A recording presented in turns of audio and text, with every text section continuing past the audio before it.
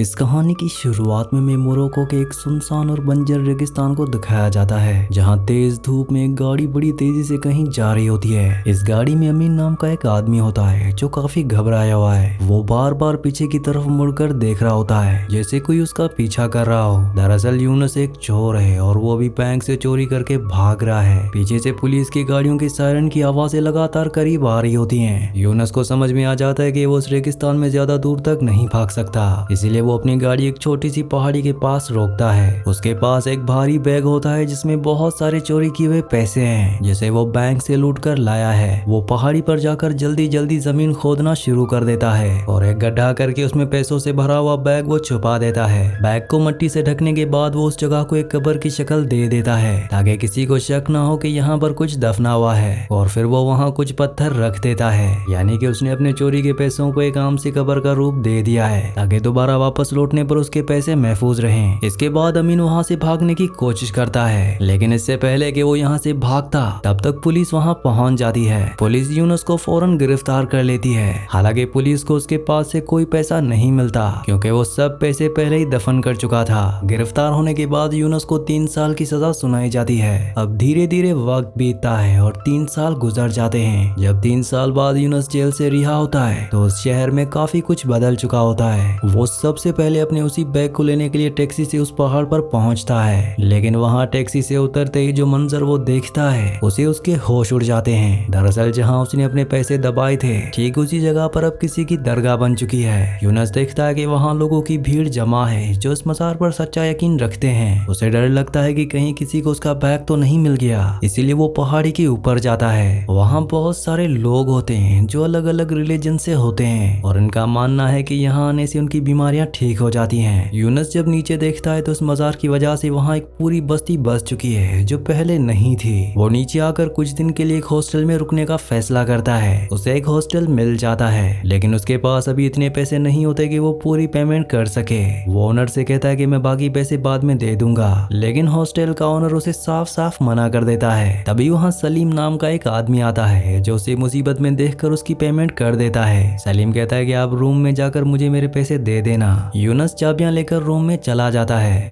कुछ देर बाद सलीम उसके रूम में आता है और उसे पूछता है कि क्या आपको कोई बीमारी है। यूनुस गुस्से और फ्रस्ट्रेशन में कहता है कि तुम मुझसे इतने सवाल क्यों कर रहे हो। सलीम बताता है कि उसे लगा था कि यूनुस यहाँ अपना इलाज करवाने आया है। यूनुस कहता है कि वो बिल्कुल ठीक है, वो तो बस यहाँ कुछ ढूंढने आया है। ये सुनकर सलीम को लगता है कि यूनुस कोई साइंटिस्ट है और यूनुस भी उसकी हाँ में हाँ मिला देता है। दूसरी तरफ हम इस गाँव में खेती करने वाले एक बाप बेटे को देखते हैं जिनका नाम सलमान और हसन है। हसन अपने बाप सलमान के पास आता है और खाना खाने के लिए कहता है। तभी सलमान की नजर एक बैग पर पड़ती है और वो हसन से पूछता है कि ये कहाँ से मिला। हसन बताता है कि ये उसके दोस्त ने उसे दिया है क्योंकि वो इस सूखे गांव को छोड़कर जा रहा है। ये सुनकर सलमान उदास हो जाता है और वापस खेत की तरफ चला जाता है। ये कह करके वो थोड़ी देर में आ जाएगा। इसके बाद हम उसी पहाड़ी के नीचे एक और टैक्सी रुकते हुए देखते हैं जिसमें से कलाम नाम का आदमी बाहर आता है। कलाम एक डॉक्टर है जिसकी गवर्नमेंट पोस्ट यहाँ हुई है। वो मजार को देखते हुए गाँव के क्लिनिक पर पहुँचता है। क्लिनिक से एक बूढ़ा आदमी बाहर आता है जो उसका असिस्टेंट है। वो कहता है कि हम आपका ही इंतजार कर रहे थे। असिस्टेंट डॉक्टर कलाम को उसका रूम दिखाता है, लेकिन रूम बहुत छोटा और गंदा होने की वजह से कलाम खुश नहीं होता। वहीं देर रात मजार के बाहर एक पहरेदार अपने कुत्ते के साथ बैठा मजार की रखवाली कर रहा होता है। यूनुस चुपके से पहाड़ के पीछे वाले रास्ते से ऊपर मजार पर चढ़ने लगता है, लेकिन उसी वक्त मजार के सिक्के चुराने के लिए एक अनजान चोर भी वहाँ आया होता है। यूनुस को अंधेरे में लगता है कि ये वही गार्ड है, इसीलिए वो पीछे से उसके सर पर वार कर देता है। चोर के चीखने की आवाज सुनकर असली गार्ड वहां आने लगता है, जिसे देखकर यूनुस फौरन वहां से भाग जाता है। वीडियो में आगे बढ़ने से पहले आप सबसे रिक्वेस्ट है कि आप इनसे बहुत सारे व्यूवर्स वीडियो तो देखते हैं लेकिन चैनल को सब्सक्राइब नहीं करते और ना ही वीडियो को लाइक करते हैं, तो आप सबसे रिक्वेस्ट है कि चैनल को सब्सक्राइब और वीडियो को लाइक लाजमी से कर दिया करें। सुबह हम देखते हैं कि हसन का बाप सलमान उसे बताता है कि रेडियो पर सुना है कि बादल गाँव की तरफ आ रहे हैं। हसन गुस्से में कहता है कि पिछले 10 साल से आप यही सुन रहे हैं पर बारिश नहीं हुई। वो कहता है कि ये जगह मनहूस है, उसके सारे दोस्त यहाँ से जा चुके हैं और उन्हें भी यहाँ से निकल जाना चाहिए, लेकिन सलमान इन बातों पर खामोश रहता है और कुछ भी नहीं बोलता।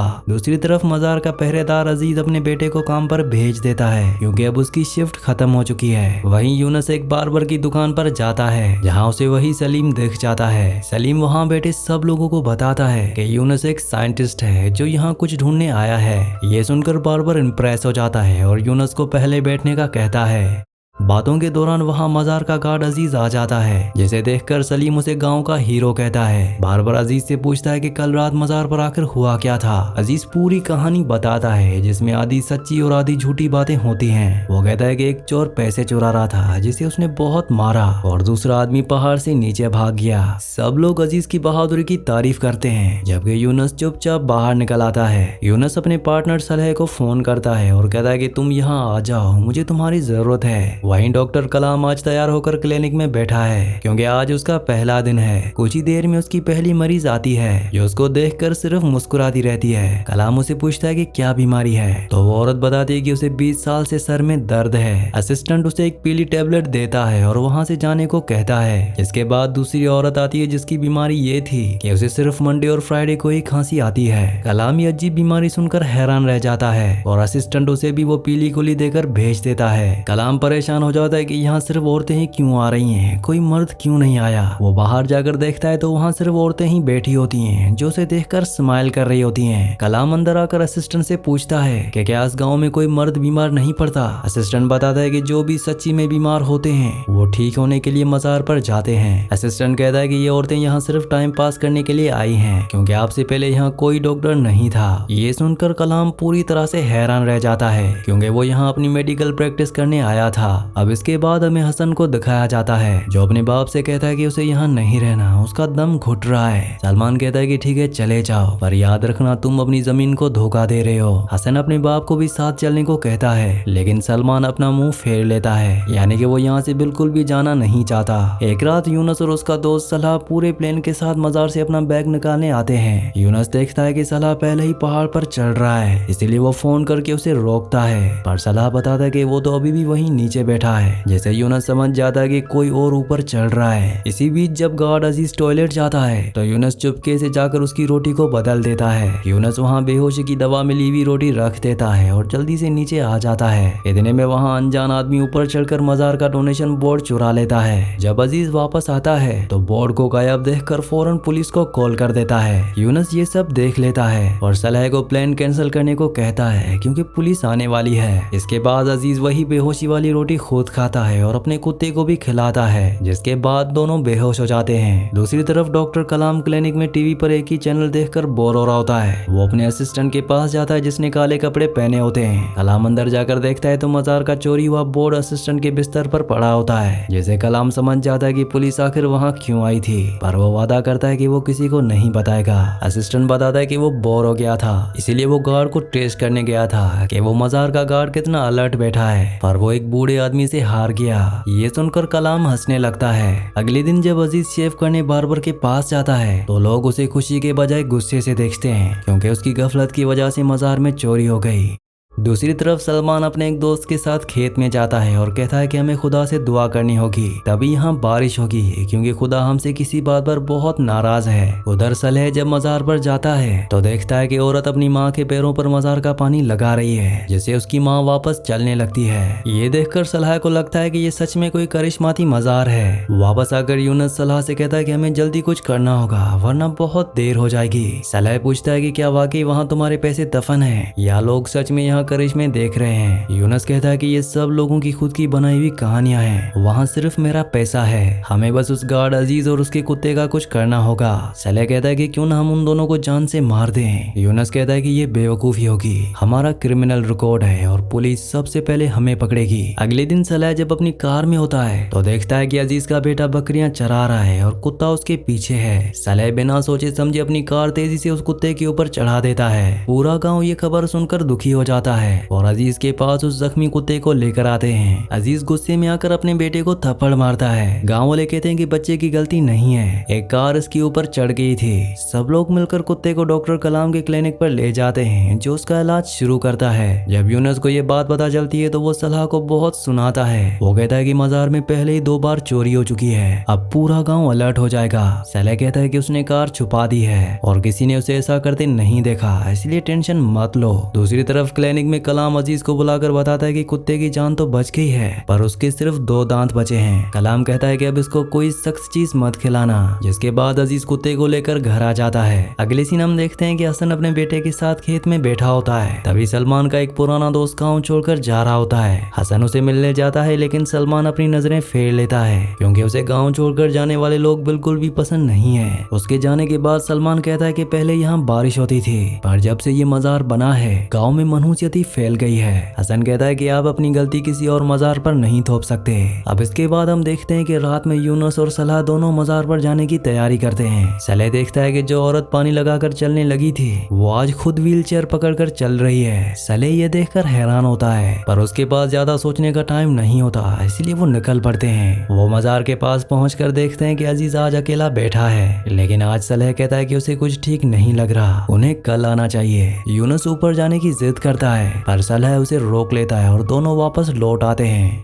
अगले दिन सलमान गुस्से में हथौड़ा लेकर उस मजार को तोड़ने के लिए पहुंच जाता है पर गांव के लोग उसे ऐसा करने से रोक लेते हैं। दरअसल सलमान सिर्फ मजार पर अपना गुस्सा निकाल रहा होता है। रात होने पर हसन अपने बाप के पास खाना लेकर जाता है और कहता है कि आपने सुबह से कुछ नहीं खाया, पर सलमान उसके किसी सवाल का जवाब नहीं देता। हसन को लगता है कि वो नाराज है, इसलिए वो खाना रख कर चला जाता है और अगले दिन हसन देखता है कि खाना वैसा ही रखा है। वो अपने बाप को बार बार पुकारता है पर कोई आवाज नहीं आती। हसन को लगता है कि उसके बाप को अपने दोस्त की याद आ रही है, इसलिए वो दूसरे गांव से उसके दोस्त को ले आता है। लेकिन दोस्त भी सलमान की हालत देखकर समझ नहीं पाता कि आखिर उसे क्या हुआ है। आगे हम देखते हैं कि अजीज बार्बर के पास जाता है और कहता है कि उसने अपने कुत्ते के दांत लगवाने हैं। बार्बर कहता है कि वो सिर्फ सोने के दांत बनाता है। अजीज कहता है कि पैसे का इंतजाम हो जाएगा, तुम दांत बना दो, हम डॉक्टर से लगवा लेंगे। उसी रात अजीज अपने कुत्ते के टूटे हुए दांत और कुछ पैसे लेकर बार्बर के पास पहुंचता है, लेकिन पैसे कम होते हैं, इसीलिए अजीज कहता है कि वो जमीन बेचकर बाकी पैसे दे देगा। कुछ दिन बाद बार्बर सोने के दांत बना देता है और अजीज कुत्ते को लेकर डॉक्टर कलाम के पास जाता है। डॉक्टर कलाम कुत्ते को सोने के दांत लगा देता है, जिसे देखकर गांव वाले डॉक्टर की बहुत तारीफ करते हैं। एक दिन अजीज अपने कुत्ते को घर के बाहर बांधकर सोने चला जाता है, लेकिन उसे ख्याल आता है कि कहीं सोने के दांतों के चक्कर में कोई कुत्ते को चुरा ना ले, इसलिए वो कुत्ते को घर के अंदर भेजकर खुद बाहर उसकी रखवाली करने लगता है। यानी कि कल कुत्ता मजार की रखवाली कर रहा था और आज अजीज खुद कुत्ते की रखवाली कर रहा है। वहीं दूसरी तरफ हसन अपने बाप के कमरे में जाता है तो वो देखता है कि भूखे रहने की वजह से उनकी मौत हो चुकी है। हसन रोते हुए अपने बाप को वहीं उनके खेत में दफन कर देता है। एक दिन यूनुस देखता है कि मजार पर पहरेदारी के लिए कोई नहीं है, इसलिए वो ऊपर चढ़ने लगता है, लेकिन अचानक आसमान में बिजलियां कड़कने लगती हैं, जिससे उसे डर लगता है। यूनुस वापस नीचे आ जाता है और सोचता है कि कल आएगा। इसी तरह रोज वक्त गुजर जाता है। अगले दिन सुबह हसन अपना घर बंद करके हमेशा के लिए गाँव छोड़ने की तैयारी करता है। वो अपने बाप की कब्र को आखिरी सलाम करता है पर तभी आसमान से बारिश गिरना शुरू हो जाती है। बारिश देखकर हसन रोने लगता है क्योंकि उसके बाप ने इस बारिश के लिए ही तो इतनी दुआएं की थीं, पर बारिश तो हो गई लेकिन वो अब इस दुनिया में नहीं है। अब इसके बाद हसन अपना इरादा बदल देता है और गांव वापस लौट आता है। हसन ऊपर जाकर मजार पर बैठता है और सबके जाने के बाद वहाँ एक गड्ढा खोदता है। हसन उस गड्ढे में एक बॉम्ब लगा देता है और उसकी वायर पीछे तक बिछाकर उसमें आग लगा देता है। ठीक उसी वक्त यूनुस भी अपना पैसा निकालने के लिए मजार के दरवाजे पर आता है और जैसे यूनुस मजार का गेट खोलता है वो वायर तेजी से जलने लगती है और कुछ ही सेकंड्स के बाद वहाँ एक जोरदार धमाका होता है और पूरा मजार तबाह हो जाता है। हसन जब वापस आकर देखता है तो मजार मिट्टी में मिल चुका होता है, पर जमीन में उसे कुछ दबा हुआ मिलता है। जब वो उसे बाहर निकालता है तो ये वही बैग था जिसमें यूनुस ने बहुत सारा पैसा रखा था। यूनुस उस धमाके की वजह से वहीं जमीन पर बेहोश पड़ा होता है। इतने में पुलिस के सायरन की आवाज आने लगती है और हसन जल्दी से वो बैग उठाकर भाग जाता है। कुछ देर बाद यूनुस को होश आता है और वो भी पुलिस की आवाज सुनकर नीचे की तरफ भागता है, पर वो देखता है कि उसका साथी सले डर के मारे कार लेकर अकेले ही भाग चुका है। घर जाने के बाद जब हसन उस बैग को खोलता है तो उसमें $1 मिलियन देखकर उसके होश उड़ जाते हैं।